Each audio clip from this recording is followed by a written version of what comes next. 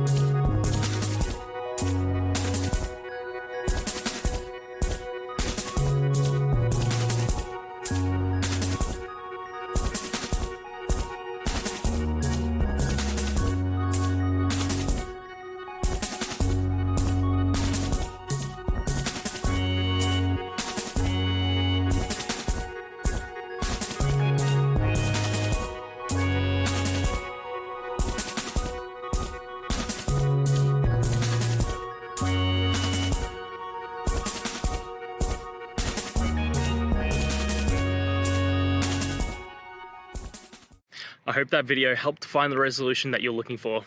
And if it did, please, I'd appreciate it if you could hit subscribe.